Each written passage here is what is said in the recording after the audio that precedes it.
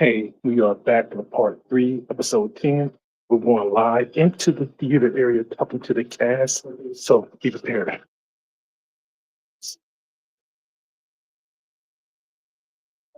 Very much connect with that question.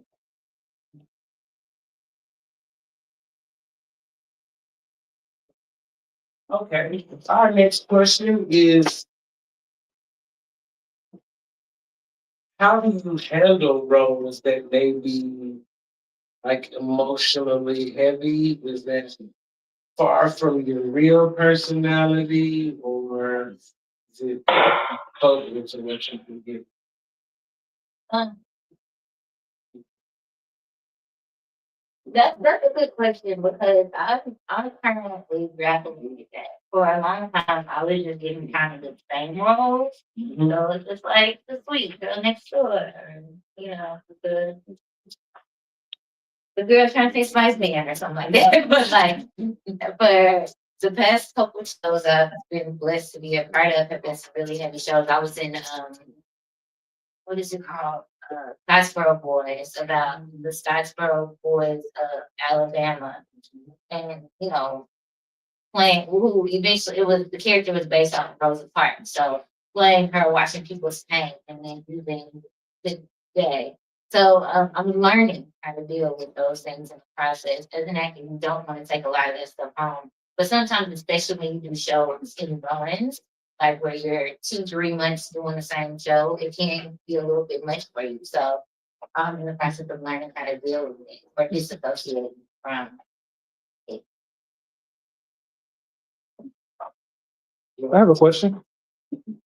So, what does it take to actually, from a actor standpoint, to get into this role?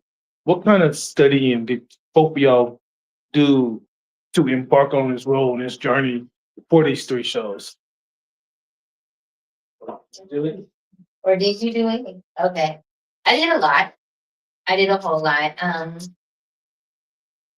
My this show is very history based. It's very Greek tragedy based. It's very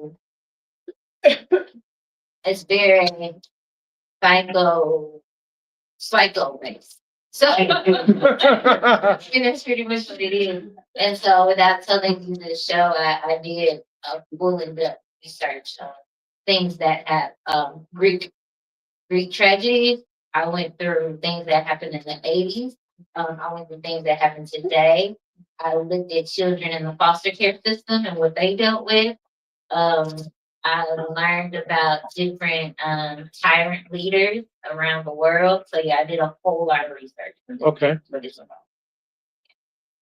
For me, the biggest thing that I had to do wasn't necessarily research, but disassociate my natural belief system or my value system. Um, I'm a romantic at heart. I want to believe the best in people.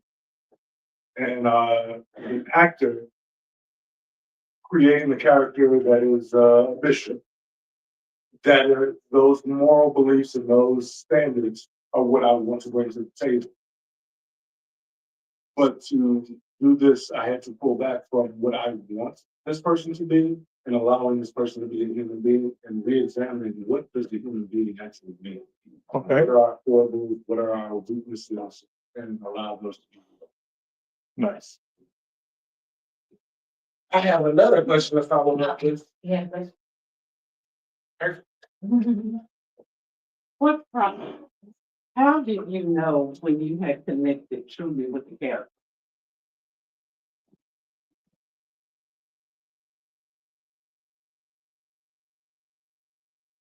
I don't know if I can answer that question honestly, but I can connect with the character. I can connect with who this person or the memory of Sarah. I don't know if I, until this day, and I'll be very, be honest, I don't know if I am the best person to play this role. I actually directed the show and wish I could have directed somebody else who I, as a director, would see in this role. But to play this role, what I connected to most genuinely is the two ideas, running from something and running to something. So that is what I was able to connect to the most. However, having said that, as a director, I would still love to see somebody else do this role that I could see. And I have never seen myself do this show, so I couldn't tell you if I'm good, bad, or indifferent. Okay, I can.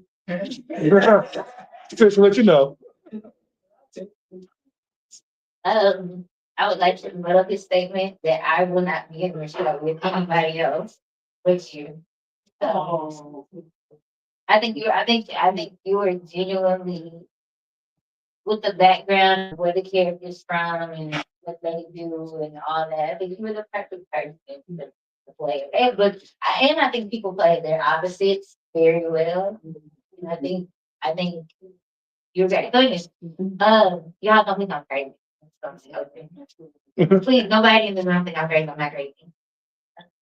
I knew I had connected with the character when the character started coming up at different points in my life where I wasn't on stage. It was 3 o'clock in the morning one time. I was up and I was just like, hey, girl, take it easy, chill out. Like, and so I noticed that's when I connected the most. As soon as I got the lines down, had my backstory, and then just kind of thought about her backstory over and over again. The character kind of just seeped out during random parts of the day. So then, You have another question? I have a question. I mean, you look at that. love you. Here's No. my problem. Psycho.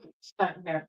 I have a question for you guys, because you guys are playing a part, and sometimes when mental health, just think about mental health itself. Some actors and actresses can't get out of that. Like when they can't get out of that character. Mhm. How do you get yourself out of that character if you connect too much with that character? Like, what are your steps that you do in order to get out of that phase? So I'm an acting teacher, and that method of acting is called Meisner technique, and that's where you actually put yourself in that character's shoes and you start to connect with that. I am 1000% against that type of acting technique. Theater is meant to be extraordinary, not ordinary. And there is nothing extraordinary that we do in our normal lives that will compare to what we do in theater. Meaning that the choices we can make on stage are completely safe in the fact that it's for stage. So to that point, I am able to completely go psychotic on stage, play a killer, play a whatever it might be, because it's in a very safe space. And I don't ever have to worry about taking that home. Do you have a fear of ever getting that phase? Never. There are plenty of roles that I've played that I completely disagree with this person's lifestyle. That I would absolutely destroy, verbally, physically, emotionally, if I had to be with in the present. But fully embrace it on the stage, because it allows me to be creative and to do what I believe theater is supposed to do, and that's make the audience think and make choices after witnessing what they see. So I'm only playing a character on stage that is allowing the audience to make their own choices. I can never judge my character because I'm creating. So yeah, I'll stop there. I'm not that strong yet. I'm gonna get there. So, they get to me. So I do what I enjoy doing, like do stuff just totally outside of theater. Like I like to dance, so I'll definitely go do that. I just get myself in different environments, to separate and to know that this is here, this is there. Any other questions? Did you have one? She took mine, so I got to piggyback off of that one though. But so with that being said, being that y'all are in theater, and we have seen to where your movie actors get lost in those roles. Do you think it's easier for them to get lost in the role because it's a movie and it's a constant? versus theater where it's like you're only doing it for like a certain time and you're off stage and you're out of that? I mean, from your perspective of Yeah. theater versus movie. Yeah, so I've been in a movie. Okay. If you all have. What is it called? Brian, Brian Banks, okay. Yeah. But the amount of time, for me personally, the amount of time you actually get to act in a movie, like there's so many more components to acting. Like you gotta get to think, you gotta get hair and makeup, you gotta stop and eat. The director decided to shoot something another day than what you were supposed to do. So like a lot of times in movie acting, you get your script, learn your line, get home, and then you go and just execute and then leave. Whereas in theater, you're living with the character, you're with them all the time. So for me, I think it's a lot easier to get caught up. how long is the rehearsal you would be? Depending on the shows, rehearsals can be 2 to 3 months Okay. for shows. And then shows run. So shows can run for a month or 2 months where you're doing it 6 times a week for 2 months. Gotcha. If you're a professional, 6 months. So you're literally this character every night. So I think it's a little bit easier to get lost in the sauce. As a theater person. Okay. So I agree and disagree. So the longest run I've had is a 6-month run of a show. So for 5 days a week, 6 months, I was just one character. But it was the same character that was always evolving because every performance was different. Okay. So that means I have to listen to the other actors and respond organically and honestly to what's going on. For a movie, I might film for 2 minutes at a time, but the intensity of those 2 minutes and the need to be perfect each time and be consistently repetitive made it into a different type of film. Okay. So it was not organic. It was a forced action that I had to assume. And that, so I agree with what you're saying, but I disagree in the fact that yes, for a movie, you have to put yourself in it in such a specific way. Even if it's for a smaller amount of time, it's much more concentrated. Okay. It does not allow it to live and breathe, saying it to, so you can evolve. Thank you. Any other questions for our actors? Should I keep going? Hey, ladies, my name is Lawrence Blackwell. I'm Bishop. Hi, my name is Michelle Mitchell and I play Piggy, This is our Q&A in case you wanted to ask anything about the show. the process. Or the project, yeah, that's right. No show spoilers, just a process. That's what I'm thinking. Of course, we're doing a Q&A with the actors, so of course you're in there. Earlier, you all mentioned that there were some roles that you have had in the past that you didn't have a lot of time to prepare. So when you don't have a lot of time and it's crunch time, how do you build chemistry with the other actor when there's little time? So I'm gonna go off of straight that somebody here is familiar with when I place somebody who actually the cast for health issues. So it's 2 days before introduced to this cast. Trusting both the director and the actors and them to not only do their part, but to do what is required of the script. Every play, every movie is not about an actor or a character. Everything's about telling a story. How do you tell that story? What cog are you in that machine to tell that story?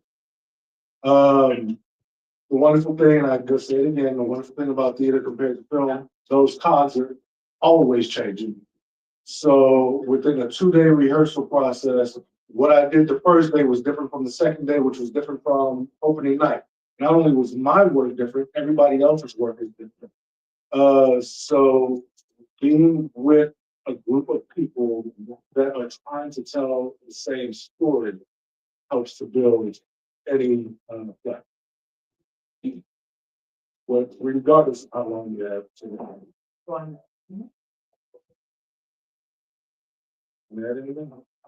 Um, uh, I think with the short time span for me, and I know this is really bad, but with a short time span of like learning, having to learn lines, like let's say you have to step in for somebody or whatever, I'm not interested in chemistry. Like I feel like the chemistry on stage or present itself like once you get there. My goal is I've never wanted to be behind. Right. So if like everybody's been rehearsing for months and I'm coming in, I'm trying to get right where they are. So lines, happen, like I feel like the chemistry process will happen on stage. If I get the fundamentals down of learning my lines and stuff. You disagree with that? So Say no. I said in the quick span. I You have a understand, couple no, more. I understand exactly what you're saying. Yeah. I agree somewhat. Okay. What do you disagree on? You guys, we have an accident in the it's a great bad either movie thing, things and stuff. No, it's the taking on a role. I can understand taking on a role and, not being as concerned about chemistry because you're learning your lines and all of that. Mhm. But at the same time, that chemistry is extremely important. And to learn lines and, not have the chemistry with the other actors kind of melts I the get what show you're saying. down. And I think for me, my with personal experience, any show that I've been immediately called into, I already know who the person. Okay. That, for example, this show. Okay. When I first did it, I had like used to prepare, but I had worked with Florence and stuff before. So like I figured the magic gonna happen on stage. Is that everything? I think that's everything from everybody. Thank you guys so much. That is the end of our conversation with the cast. Give them a hand. So let's go ahead and get ready to do the show.